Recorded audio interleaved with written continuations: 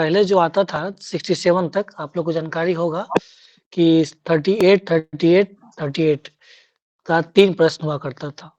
68 से pattern change हुआ है और इसमें क्या किया गया है कि अब उसको 2 प्रश्न रहता है 38 मार्क्स का और 1 प्रश्न उसको बाँट दिया गया है 8, 8, 8, 7, 7 या 3 7 होता है, 8, 8 होता है, वो डिपेंड करता है।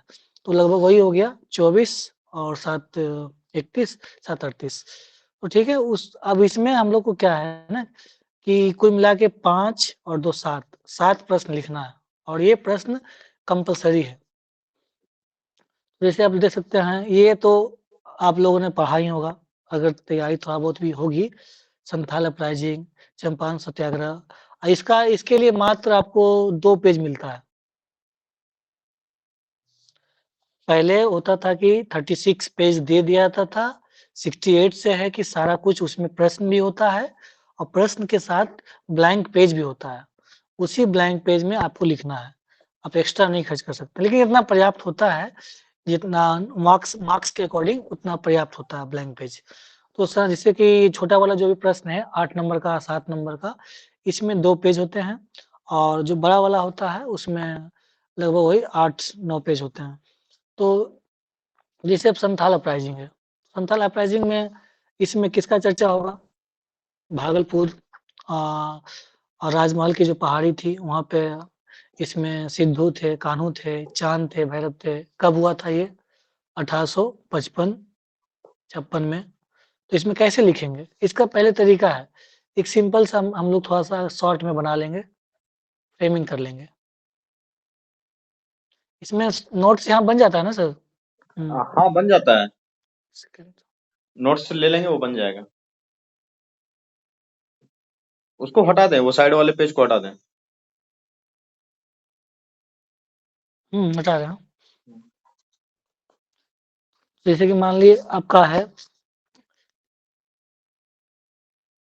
संथाल अपराइजिंग, है ना? संथाल का तो इसमें आप एक छोटा-सा जैसे कि अब मान लीजिए छोटा प्रश्न है, तो जब छोटा प्रश्न है तो हम लोग छोटा ही इसका लेंगे, ज़्यादा बहुत बड़ा नहीं लेंगे। हल्का-सा हम लोग इंट्रोडक्शन का चर्चा करेंगे, कब हुआ? उसका थोड़ा-सा हम लोग बैकग्राउंड बता देंगे। बैकग्राउंड का हिंदी पृष्ठभूमि हो गया, ये भूमिका हो गया।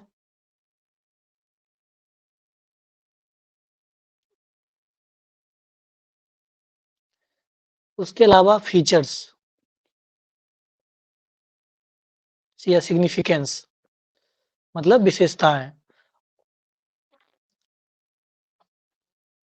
इसमें क्या-क्या लिमिटेशन रहा और ये लास्ट में कंक्लूजन। ठीक है, तो ये एक छोटा-सा प्रश्न है, तो उसके लिए हम लोग छोटा ही जैसे थोड़ा-सा इंट्रोडक्शन देंगे। संथाल अपराइजिंग में कार्ल मार्क्स ने बताया था, एक बहुत बढ़िया कोट्स बताया था। आप उसको चर्चा कर सकते हैं कि पहला रिबेलियन था जो कि who fought against the economic exploitation and also led for the upcoming freedom struggle, upcoming Indian farmer struggle. तो ये अपना एक बुक था नोट ऑन इंडियन हिस्ट्री, उस पे चर्चा किए थे। तो उसमें वो 2-3 लाइन का कोर्स है, उसको कोर्स डाल सकते हैं या आप चर्चा कर सकते हैं। संथाल अपराइजिंग का स्टार्ट कब हुआ था? 1855-56 में स्टार्ट हुआ था और इसमें मेन रोल में कौन-कौन थे? तो सिद्धू, कान्हू, चांद, भैरव थे और एक तरह से ये सबसे मतलब one of the most wide spread movement a, tribal movement जो कि कहीं न कहीं openly fought against the Britishers. तो ये एक शॉर्ट इंट्रो हो गया या आप इंट्रोडक्शन जो है कोट्स के माध्यम से भी दे सकते हैं। एक कंपेयर है बॉक्सर रिबेलियन चाइना का, उससे भी कंपेयर किया गया है। सॉरी। तो ये आपके ऊपर है, आपके पास जितना अच्छा नॉलेज है, जितना अच्छा कंटेंट है, उस हिसाब से आप अपना इंट्रोडक्शन दे सकते हैं। अब ये आपका बैकग्राउंड, अब बैकग्राउंड में क्या-क्या वजह क्या-क्या मतलब क्या हुआ? उसमें थोड़ा-सा आप डाल दिए काउज। अब काउजेज़ में क्या है? ऐसे बना दिए काउजेज़, उसको सर्कल कर दिए हल्का-सा, उसमें लिख दिए या सिंपल ऐसे कर दिए कॉजेज। छोटा-सा प्रश्न है तो ज़्यादा नहीं, 3 चर्चा कर देंगे सोशल, इकोनॉमिक कल्चरल और बहुत एक और चर्चा कर देंगे एडमिनिस्ट्रेशन,